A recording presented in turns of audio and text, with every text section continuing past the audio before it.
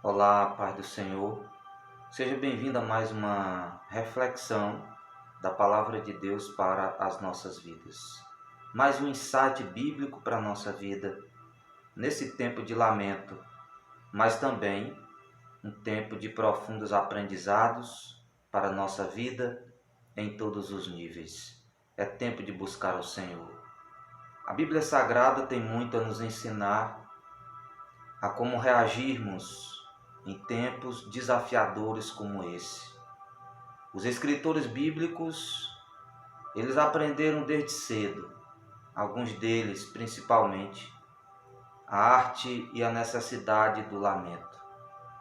Israel sempre foi um povo que passou por muitas provações.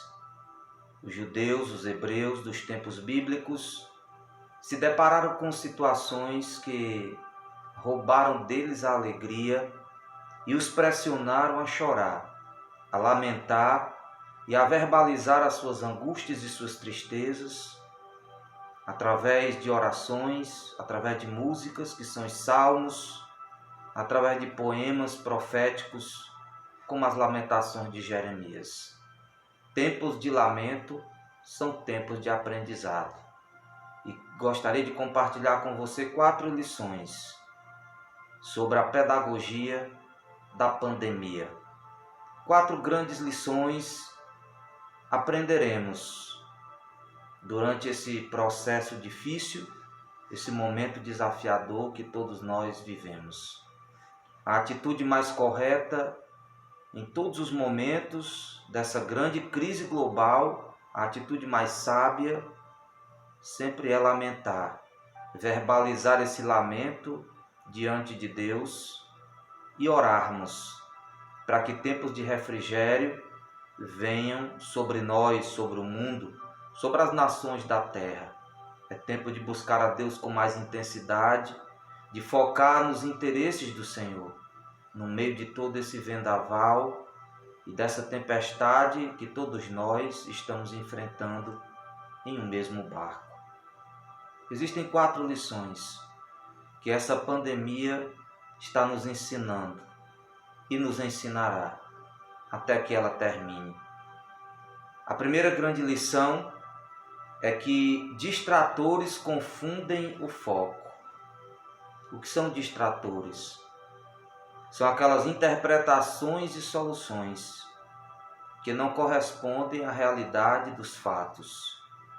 Tem surgido tantas teorias de conspiração, tem surgido tantas heresias teológicas, tantas ideologias seculares estão militando no mercado das ideias, tanta beligerância, tanto fogo cruzado de ideias, de narrativas conflitantes, autocontraditórias, falsos paliativos para esse momento desafiador, difícil, opressivo, dramático e lamentável que o mundo inteiro e todos nós estamos passando. Em uma questão de prova de Enem, os distratores são aquelas alternativas que são colocadas ali para confundir o leitor da questão, a pessoa que vai resolver aquela questão. Em 5 alternativas, geralmente só tem uma correta. As outras 4, que são muito parecidas com a alternativa verdadeira, elas confundem. Às vezes fazem a pessoa se atrapalhar e marcar errado pensando que marcou correto. Distratores é tudo aquilo que vem para distrair, para nos atrapalhar de ver o foco e o verdadeiro alvo por trás de tudo aquilo que está acontecendo. É necessário o exercício do discernimento, o conhecimento maduro da palavra, para que não sejamos levados pelas más conversações, pelas falsas interpretações e pelas falsas soluções dessa crise tão grande e tão devastadora. É muito importante que reflitamos nessa questão. Distratores confundem o foco. E quando somos descuidados, relaxados em aprofundar o nosso discernimento, pagamos um alto preço. porque em momentos de adversidade ficamos muito mais vulneráveis àquelas ideias que confundem, aquelas interpretações e soluções que distraem do verdadeiro foco que nós devemos ter em nossa vida, em nossas escolhas. Isso tem acontecido nestes últimos dias. Desde quando essa crise tem começado, nós temos visto muitos distratores no campo das ideias, na mídia, nas redes sociais, disputando pela nossa atenção, disputando para cativar o nosso coração, para ter a nossa lealdade, para ter a nossa fidelidade e nos tornarmos às vezes militantes de causas perdidas ou então de ideias que andam muito longe de serem as soluções, as interpretações corretas de tudo que está acontecendo. Nós que somos cristãos precisamos exercitar o discernimento espiritual, alicerçar os nossos julgamentos e os nossos vereditos fundamentados na palavra de Deus, que precisamos com urgência desesperadora conhecer com profundidade, mas acima de tudo o seu autor, em experiências pessoais, no nível individual e coletivo. É tempo de buscarmos o discernimento. Espíritos enganadores têm atuado no mundo e na nossa sociedade. Elites têm colocado suas consciências e suas vidas a serviço de falsos paliativos e de tentativas frustrantes e fracassadas de substituir as soluções da palavra de Deus, as soluções dos profetas e apóstolos de Deus, que mesmo mortos ainda continuam falando, devido às experiências que tiveram e devido às revelações que receberam do Senhor que fez os céus e a terra. Falsas interpretações e falsas soluções merecem prudência da nossa parte. E durante essa pandemia, muitos desses distratores, ideologias seculares, teorias de conspiração, interpretações teológicas, religiosas equivocadas, têm confundido muitas pessoas e contribuído de forma decisiva para espalhar o medo, para gerar desespero, desesperança, angústia, tristeza e abatimento, quebrantamento de espírito na vida de muitas pessoas.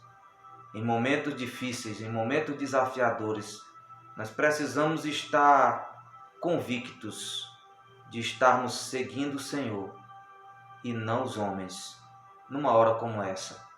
A não ser aqueles homens que não perderam a sensibilidade e continuam vivendo sob a luz do rosto de Deus e na dependência dele. Porque em momentos como esse, nós como povo de Deus precisamos estar atentos para o que Deus está fazendo, para o que Ele está falando e como Ele está se manifestando em tudo isso. A segunda lição que aprenderemos, que a pandemia nos ensinará, é que nossos alicerces determinam a nossa estabilidade. Contra as nossas vidas sempre se levantarão ventos contrários. Dias maus virão inevitavelmente. O apóstolo Paulo falou disso. E ventos contrários e dias maus abalam estruturas não abalizadas, não sustentadas solidamente em pilares firmes, em alicerces profundos. As nossas vidas são consideradas pela palavra de Deus como casas que poderão estar sendo edificadas sobre a rocha, sobre a pedra ou então sobre a areia. E essa pandemia tem revelado a profundidade dos alicerces de muita gente. É um tempo de revelação da condição espiritual, da condição moral, das motivações, dos impulsos que movem as pessoas nos quatro cantos do globo. Durante esse período de crise, muita gente melhorou, muita gente mudou para melhor, outras continuaram do jeito que eram, outras pioraram. Muitos perderam suas vidas, entraram em estado de choque e de desespero. Muitos tiveram suas estruturas abaladas, porque passaram anos e anos da vida edificando suas existências sobre alicerces arenosos, frágeis, e vulneráveis a tempos de crise e aos abalos sísmicos que acontecem na nossa vida, abalos sísmicos nas circunstâncias que nós vivenciamos, que nos desestruturam, que nos pressionam, que nos oprimem, que nos apertam e que exigem de cada um de nós uma reação sábia, uma reação apropriada, sobretudo de nós que somos chamados pelo nome do Deus que fez os céus e a terra. Nós que nos consideramos cristãos, filhos de Deus, discípulos de Jesus, em um mundo em crise, nessa sociedade pós-moderna. A firmeza de nossa casa depende da qualidade do nosso alicerce. Estamos nesse momento passando por muitas provas. Alguns perderam seus entes queridos, outros tiveram padecimento de natureza material e alguns outros tiveram até a sua liberdade cerceada. Muita gente sofreu injustiças, outros foram vitimados por outros males.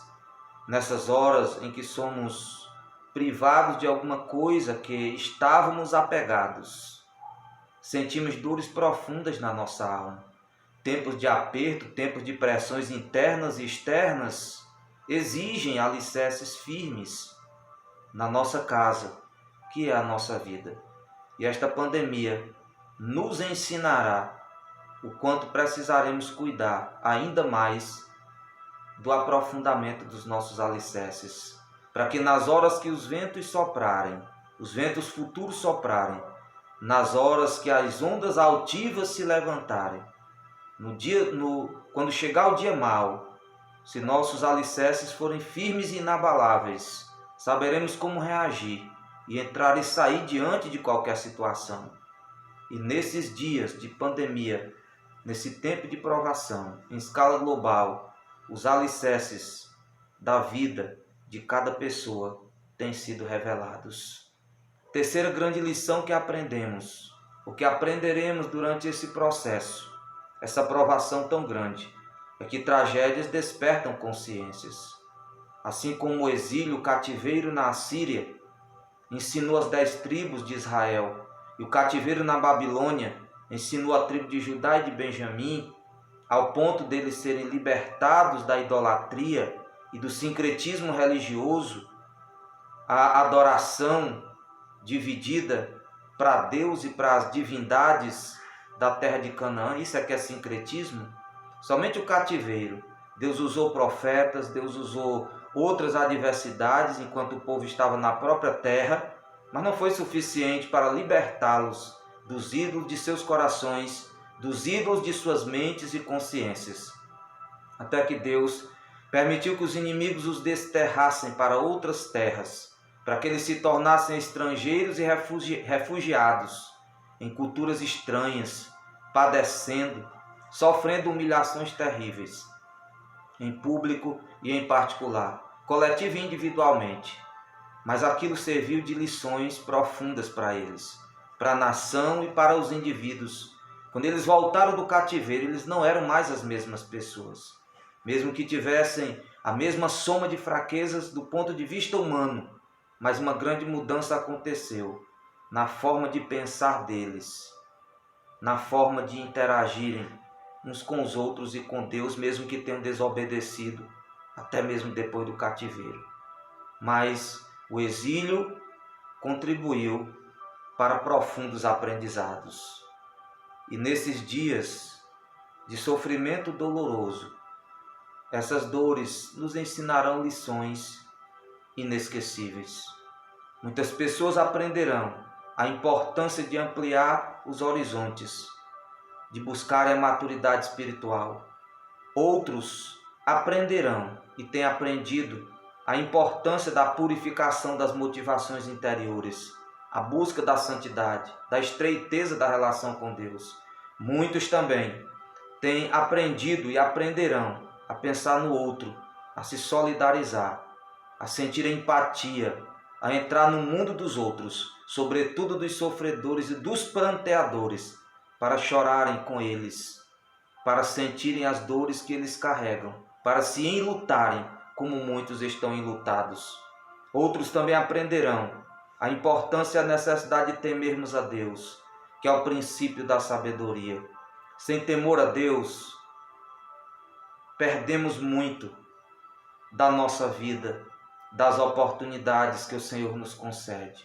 A falta de temor a Deus no coração humano é uma das principais causas dessa dessensibilização que o mundo ocidental e o mundo de um modo geral, as pessoas estão vivendo nesse momento. A falta de temor a Deus tornou muitos comportamentos errados, permitidos, tolerados e até institucionalizados. A falta de temor a Deus, aliada ao orgulho inerente do coração humano, tem levado os grandes da terra, os formadores de opinião, muitas vezes, as pessoas colocadas nos lugares mais estratégicos das instituições de nossa sociedade, exatamente pela falta de temor a Deus, aliada ao orgulho humano, tem levado muitas dessas pessoas que poderiam dar uma grande contribuição para levar o mundo e a sociedade para aquele tipo de vida mais decente, aquele tipo de sociedade mais ordeira, mas não tem sido esses os empreendimentos de muitas dessas pessoas. Estamos vivendo agora no século XXI, até mesmo nesse período tão difícil, que deveria colocar toda a humanidade numa condição de humildade, num estado de alerta coletivo, globalmente falando. Nós percebemos que muitos não aprenderão o que poderiam aprender e que os sábios certamente aprenderão. Estamos vivendo um tempo de tragédia, um tempo de muitas perdas, e muitas consciências acordarão durante esse processo. Muitos serão libertados da cauterização de suas consciências. Muitos serão libertados das algemas que os prenderam durante anos e anos. Muitos corações entrarão em aliança com Deus. Muitas pessoas revisarão as suas próprias vidas, avaliarão suas condutas, suas filosofias de vida, por causa das pressões que estão vivenciando, por causa dos milhares que estão tombando a cada dia. A morte nos leva a refletir, a dor nos leva a pensar, a repensar nossos valores, nossos princípios, o nosso comportamento, nossos hábitos, a nossa filosofia de vida. Existem males que vêm para o bem. Não estou querendo dizer que Deus tem prazer naquilo que está acontecendo, e nem estou dizendo que Ele é o autor direto dessa tragédia, dessa calamidade global que o mundo está vivenciando. Esse tempo de provação, esse tempo difícil que nos nivela, que nos conscientiza, que nos lembra de nossa condição humana, frágil, mortal, vulnerável ao que é imprevisível, que está fora do nosso controle, como tem acontecido nestes últimos dias. Quantos têm chorado? Quanta gente tem se consertado, mas que muitos outros permanecem indiferentes, céticos, movidos por outros impulsos que não temor a Deus. E a quarta lição que aprenderemos, é que Deus trabalha no turno da noite. Deus está trabalhando. O que Jesus disse há 2000 anos atrás, o meu Pai trabalha até agora e eu trabalho também, isso ainda é verdade hoje. O Deus dos céus é um Deus que se importa, é um Deus que sente as nossas dores, é um Deus que se solidariza, que mesmo sendo transcendente, estando acima de tudo e de todos, Ele é imanente, Ele aparece neste cenário de calamidade. Em meio às ruínas, Ele move alguém a mostrar o quanto Ele se importa. E para provar que Ele trabalha no turno da noite, nós temos visto o Senhor trabalhando no turno da noite. Estamos vivendo uma noite escura. Essa pandemia é uma noite escura para a humanidade. É um tempo de trevas, trevas medonhas e opressivas. Mas Deus está trabalhando através dos que se colocam na brecha em oração. Quantos homens e mulheres têm sido movidos pelo Espírito Santo a chorarem e a agonizarem diante de Deus, pedindo misericórdia em seus quartos e em locais estratégicos, oportunos para a intercessão fervorosa, para as orações de guerra. Quantas lágrimas tem molhado o chão do lar, do quarto, do leito de muitos homens e mulheres de Deus, que nestes últimos dias têm orado com muita intensidade e violência, pedindo que Deus tenha misericórdia, que sare a nossa terra ferida e restaure a sorte do seu povo e das nações do mundo. Deus tem trabalhado através deles. Em segundo lugar, Deus trabalha através dos que enfrentam o mal na linha de frente. Cientistas, médicos, até mesmo pessoas que nem conhecem a Deus e nem têm interesse por Ele. De forma inconsciente e indireta, Deus usa essas vidas nos empreendimentos, nos projetos que eles desenvolvem para mitigar a dor, para aliviar o sofrimento humano. Todo empreendimento movido pelo amor, pela solidariedade, pelo interesse no próximo, pelo bem da coletividade. Esses impulsos, eles não são absolutamente inerentes ao coração humano. E Deus pode agir na vida de uma pessoa e através da vida de uma pessoa, mesmo que essa pessoa nunca tenha dado o interesse devido que Deus exige de cada um de nós e que nós precisamos dar a Deus enquanto durar a nossa existência. Mas quantos têm ido para a linha de frente, exposto suas vidas, a sua saúde, até mesmo a saúde dos seus familiares, mas estão na linha de frente, médicos, enfermeiros, quantos heróis, quantos heróis precisaram ser reconhecidos nesse tempo, porque ofereceram o seu tempo, arriscaram as suas vidas, choraram, se expuseram ao perigo de um vírus letal, de um assassino invisível que prolifera no mundo inteiro, nos alertando sobre nossa vulnerabilidade e a necessidade da humanidade se unir humildemente para enfrentar esse inimigo comum. Nessa hora em que estarmos divididos nos torna mais frágeis, mais vulneráveis diante dessa ameaça que ainda não foi debelada, mas que certamente está sendo paulatinamente e que creio eu que em breve um ponto final será dado a essa crise através das intervenções do Senhor, pela instrumentalidade daqueles que servem os seus interesses, tanto lhe conhecendo como desconhecendo quem Ele é. Em terceiro lugar, Deus trabalha nesse turno da noite através daqueles que têm sobrevivido.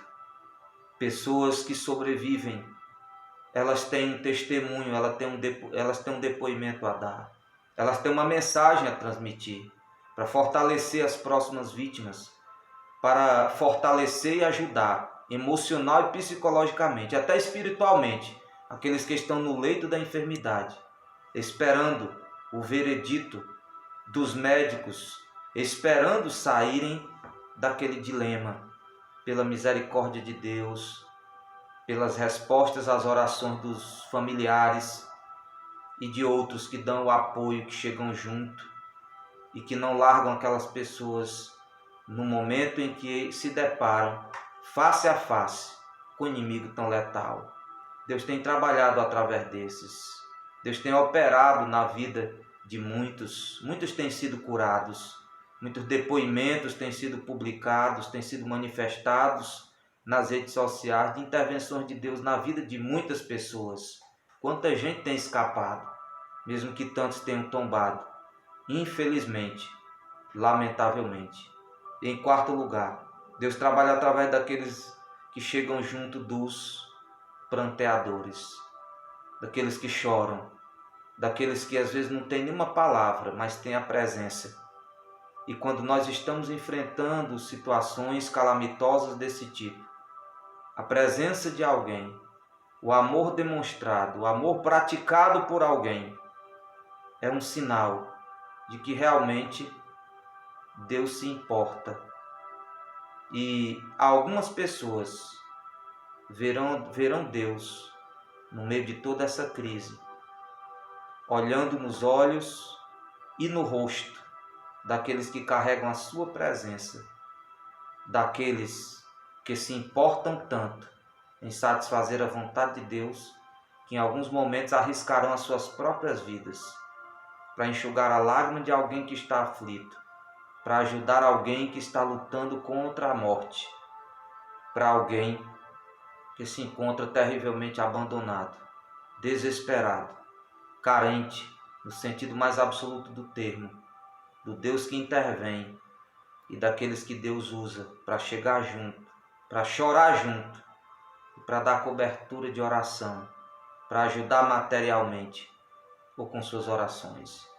Esta pandemia nos ensinará, está nos ensinando essas 4 lições. Distratores confundem o nosso foco. Os alicerces determinam a nossa estabilidade. As tragédias despertam as nossas consciências. E a 4ª lição, Deus trabalha no turno da noite. Estamos caminhando, acredito eu, para o final de tudo isso. Mas essas lições serão aprendidas por muitos. Estamos numa situação parecida com a igreja no primeiro século, conforme João capítulo 20. Maria chora na porta de entrada do túmulo, quando procura por Jesus, pelo corpo de Jesus e não encontra. Começa a chorar inconsolavelmente, até que um anjo aparece e depois Jesus aparece e exorta para que ela pare de chorar. E ela reconhece que é ele que está ali diante dela, ressuscitado. Depois ele delega a ela a responsabilidade de dizer aos discípulos, de dizer aos apóstolos que estão no cenáculo, que ele está vivo, que ele ressuscitou. E ela vai e chega lá onde os apóstolos se encontram com outros discípulos de Jesus, eles estão trancafiados, estão com medo de perder suas próprias vidas, estão com medo de soldados romanos, estão com medo de uma perseguição sistemática e devastadora aos discípulos de Jesus. Estão com medo. E ela chega e traz essa notícia. Os apóstolos ficam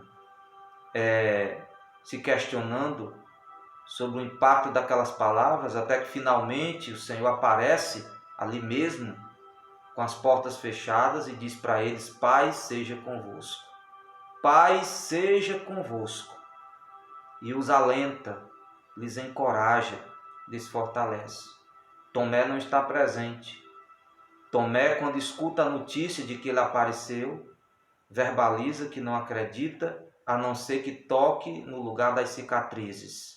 E 8 dias depois, quando os discípulos estão no mesmo lugar, Jesus aparece outra vez e convida o cético Tomé a tocar no seu lado e nas suas mãos e ver que o espírito não tem carne e osso, como Tomé está vendo que ele tem. E o exorta: não seja incrédulo, seja crente.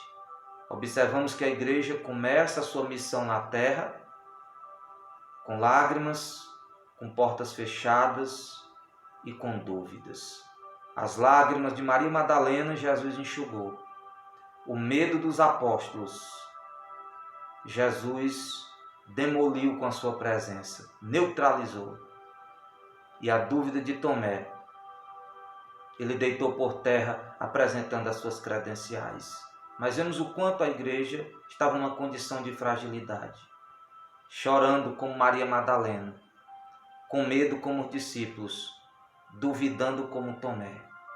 E hoje, século 21, 2020, setembro de 2020, estamos numa condição parecida. Muitos ainda estão chorando por várias causas, por várias razões. Estamos ainda compulsoriamente dentro da nossa casa. A vida não voltou à normalidade plenamente. O perigo ainda ronda as ruas. A solução definitiva ainda não chegou. Mas sei que chegará. Porque Deus é um Deus misericordioso. E existem muitos servos dele, dedicando suas vidas e seu tempo na luta contra esse mal que ameaça a saúde da humanidade, que ameaça as nossas vidas. E assim como Tomé, muitos estão com dúvidas, inseguros, angustiados, com medo do futuro, instáveis emocionalmente, perturbados psicologicamente, porque não sabem o que o futuro lhes aguarda. Estão com medo dos próximos horizontes que estão aparecendo. Mas eu quero concluir dizendo que Maria parou de chorar.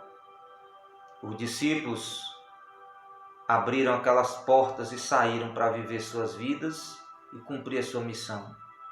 E o Tomé deixou de duvidar e passou a confiar inabalavelmente nele e deu a vida por ele.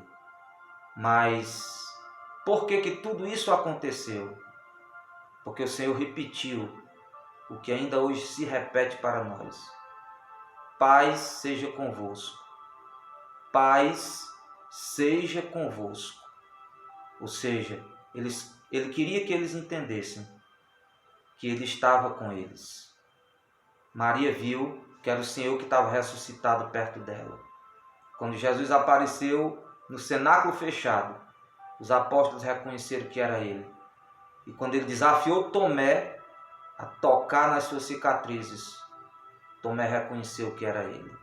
Mesmo chorando e com nossas portas fechadas e até cheio de dúvidas muitas vezes, eu quero lhe dizer, o Senhor está conosco.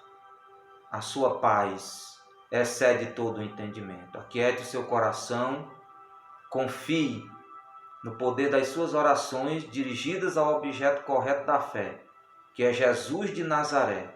Descansemos nas promessas divinas e façamos tudo o que está ao nosso alcance para enxugar as lágrimas dos que choram e para chegar junto daqueles que estão se perguntando aonde Deus está.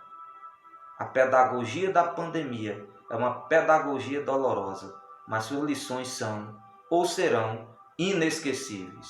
Que Deus abençoe sua vida e a sua família e nos dê direção nesse tempo de incertezas. Em nome de Jesus.